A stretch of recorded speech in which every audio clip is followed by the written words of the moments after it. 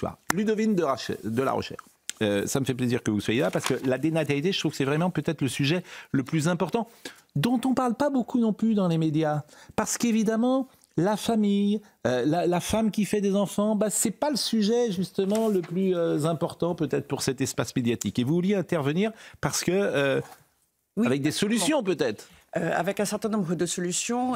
Et d'abord, ce que je remarque, c'est que les médias en ont parlé un petit peu, en passant vite fait. Les politiques n'en parlent pas. Regardez le discours de politique générale de François Bayrou. C'était le jour même de l'annonce de l'INSEE qui disait que le taux de natalité était descendu à 1,62 enfants par femme. C'est historique, c'est jamais arrivé, non seulement depuis 1945, mais en réalité, depuis des décennies et des décennies... Alors le carillon, je suis obligé de vous couper parce qu'il est déjà 9h22, mais vous allez évidemment continuer cette argumentation. Je vais saluer notre ami Thomas Hill ce matin, lui qui va recevoir aujourd'hui Robin Williams. Alors c'est quand même... Alors, c'est Robbie. C'est Robbie. Robin, c'est l'autre. Et Robbie, c'est le chanteur. Oui, voilà. Excusez-moi. Robbie Williams, et qui est quand même une immense star internationale. Star de la pop, ouais. Et vous pouvez peut-être nous susurrer un petit air de musique très célèbre de lui. I just wanna feel real love, feel the love that I live. Eh oui, vous écoutez, franchement... J'ai bossé. Pas mal, franchement. Et puis vous avez le physique qui va avec, c'est bien. Bien sûr, bien sûr. Eh bien, écoutez, on va vous écouter avec plaisir. Merci et évidemment, bonne émission. Je vous ai coupé, pardonnez-moi, Ludovine de la Rochère. On va marquer une pause dans une seconde, mais vous pouvez... Et donc, je vais reprendre, même si je finirai après la pause, le discours de politique générale, pas un mot sur la natalité, pas un mot sur la politique familiale, mais pas un mot, juste la famille, c'est la réalité que vivent au quotidien 80% des Français. Et la question de la natalité, elle est cruciale. Il a parlé pendant peut-être 10 minutes des retraites. On parle très largement des retraites, mais il n'y aura pas de retraite demain ou après-demain si la natalité poursuit sa chute. Et donc prétendre résoudre la question des retraites pour des questions purement politiciennes que vous avez évoquées, sans évoquer et sans s'intéresser à la natalité, c'est un non-sens absolu. Et de manière plus générale, les politiques, je dois dire, j'en rencontre beaucoup quotidiennement, ne connaissent pas le sujet, ne parlent pas du sujet, sont mal à l'aise avec le sujet et ils ont des caricatures terribles. Or, encore une fois, il faut quitter l'idéologie. Et il faut être dans le concret, dans la vraie vie des gens, dans le quotidien, et se poser les bonnes questions, parce qu'on est en plein... On va en parler. Social et dans la juste solidarité. un des rares politiques, il ne l'a pas fait, je suis d'accord avec vous, pendant la déclaration Florian Bachelier. générale, mais François Bayrou, je ne suis pas son avocat, mais c'est un des rares politiques à parler de ces sujets-là. Oui, mais pas sa déclaration. C'est ballot. On va marquer une pause. Ce jour-là... C'est le jour de l'annonce de l'INSEE. On va marquer une pause. Et je vous rappelle, je crois que c'est Michel Debré qui avait eu cette phrase magnifique. Il faut faire des enfants sur une grande échelle. À tout de suite. Sur une grande échelle. Il est 9h31, Somaya Labidi, bonjour. Le rappel des titres avec vous.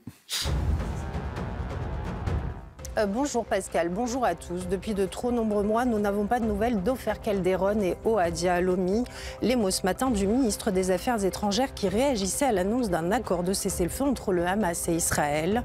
Jean-Noël Barrot qui dit œuvrer pour leur retour, je cite, en vie et en bonne santé. Première interview à la presse écrite de la ministre de l'Éducation et de nombreuses annonces, à commencer par les vacances d'été. Elisabeth Borne souhaite une discussion avec la communauté éducative pour éventuellement les raccourcir dès 2026. Elle ajoute qu'il n'y aura pas de suppression des 4000 postes d'enseignants et souhaite la création de 2000 postes d'AESH, ces accompagnants d'élèves en situation de handicap. Et puis elle attaque la ville et les services de l'État. La sœur de Samuel Paty vend debout contre le maire de Conflans-Sainte-Honorine. C'est ce qu'elle confie dans les colonnes du Parisien ce matin. Elle reproche à l'édile, je cite, de ne pas avoir cherché à mesurer l'état de la menace qui pesait sur son frère. Jamais le nombre de naissances, merci Somaya, jamais le nombre de naissances n'a été aussi bas dans notre pays depuis la fin de la Seconde Guerre mondiale. En 2024, 663 000 bébés. On en parle ce matin avec Ludovine de la Rochère, qui est présidente syndicat de la famille. Je voulais vous faire écouter ce qu'avait dit il y a 3 ans, d'ailleurs je pense qu'elle est revenue d'ailleurs sur ses paroles, ce qu'avait dit Shimon Badi. Parce que je trouve que ça illustre une tendance aujourd'hui de certaines femmes, ce que je peux comprendre hein, d'ailleurs, tout simplement de ne pas avoir d'enfants. Mais c'est vrai que quand tu expliques à longueur de journée que la planète va mal, que ça va être difficile de construire un avenir pour un enfant, que vous n'aurez pas de place en crèche, que les hommes ne sont pas forcément... La vie de couple avec un homme, c'est compliqué parce que ce sont souvent des prédateurs ou des violeurs ou que tous les hommes, effectivement, sont parfois caricaturés. C'est vrai que ça peut induire un certain type de comportement. Parce que les Français veulent des enfants, malgré tout. Et ça, c'est très stable. Oui. Et là, il y a un espoir extraordinaire et il y a de quoi faire. Alors, je voulais vous faire écouter ce qu'elle avait dit. Je crois qu'elle ne dirait plus la même chose aujourd'hui, mais c'est assez intéressant ce qu'elle avait dit à Faustine Bollard dans une émission de témoignage. Il y a d'abord une histoire avec le corps. Donc moi, l'idée de porter un enfant, d'avoir mon corps qui se transforme, je comprends. C'est quelque chose qui, pour moi, me paraît impossible. Oui, je comprends. Je n'ai pas envie de transmettre à mon enfant des angoisses inutiles qui pourraient l'empêcher de s'épanouir et d'avancer dans la vie. Et j'aurais peur pour lui toutes les secondes, quoi. Ça, je le sais. Donc du coup, forcément, je ne m'épanouirai pas non plus. Et la peur de perdre votre vie, en fait, votre vie d'artiste. La peur que ma vie s'arrête, ouais, bien sûr, évidemment. Parce que si demain j'étais maman, je ne peux pas partir en tournage ou faire des spectacles et laisser mon enfant. Votre liberté. Je peux pas. Liberté. C'est pas possible. Ouais, je comprends. La vérité, c'est que si on réfléchit, on ne fait pas d'enfants. Parce que le monde est horrible, bien sûr. Oui, et en même temps, on est aussi programmé pour en faire, parce que si tout le monde raisonne comme ça, pendant la Seconde Guerre, l'humanité s'arrête. Ça a commencé en 1941. On était en pleine guerre, dans des conditions absolument atroces, extrêmement angoissantes. On faisait quand même des enfants. Et en vérité, il y a quand même, quand on écoute cette dame, on l'entend qui dit je. Moi, je trouve ça assez terrible. Et en fait, ça correspond... on peut comprendre. Non, mais ça correspond à tout un contexte culturel dans lequel on ne parle de la natalité, des enfants, de la naissance, que d'une manière extrêmement négative.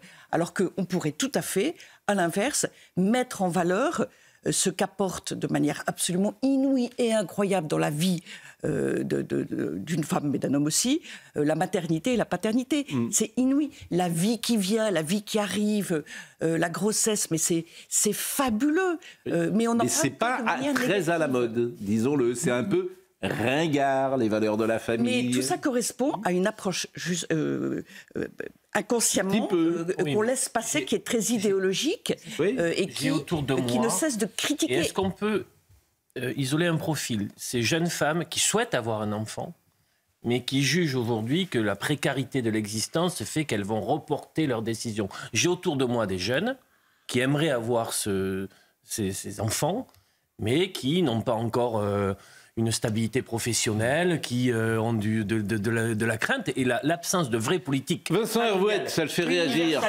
Sans condition de ressources.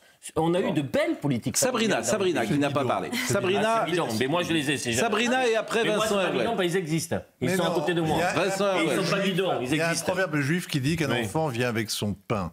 Oui. Si vous regardez concrètement, moi j'en ai eu plusieurs, ils sont jamais très bien tombés. Hein. Ça n'a jamais été parfait, le cadre. Je veux dire, le nid n'était jamais... C'est jamais le bon moment. Ça n'a jamais été un bon investissement. Je vais vous dire même, ça n'a jamais été un très bon investissement. Oui, très bien. Hein. Mais bon, si vous voulez être heureux, vous devez faire quelque part dans la vie. C'est vrai que bon, Sabrina Benjaber, et puis après nous parlerons politique. C'est symptomatique de l'Occident en général, la natalité. Donc ça prouve aussi comment l'Occident aujourd'hui se porte, c'est-à-dire un Occident complètement déspiritualisé, désacralisé, qui n'a plus du tout de transcendance.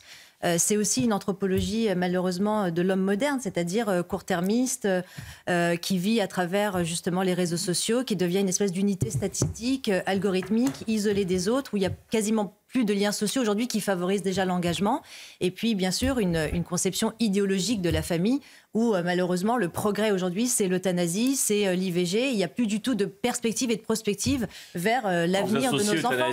Et évidemment...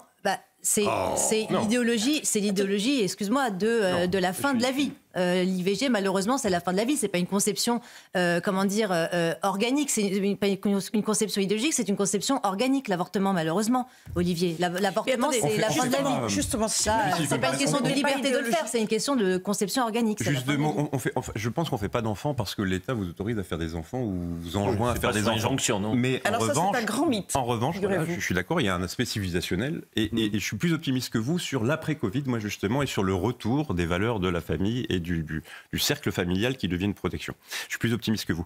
En revanche, je suis assez d'accord avec ce que dit Olivier sur la galère que c'est pour un jeune parent, une jeune mère, un jeune père, de ne pas avoir un service public de la petite enfance, d'avoir un sujet d'égalité professionnelle où c'est pour trouver une crèche, pour trouver une nounou, mais un parcours du combattant dans chaque ville de France. Alors à Paris, c'est pas tout à fait la même chose, mais dans les villes de province, mais c'est même scandaleux. Et là, il pourrait y avoir une jolie mission de l'État dans sa puissance régalienne, un service public, si de la petite enfance, mais vous soupirez, mais c'est vrai. Non, je soupire pas. Des crèches d'entreprise.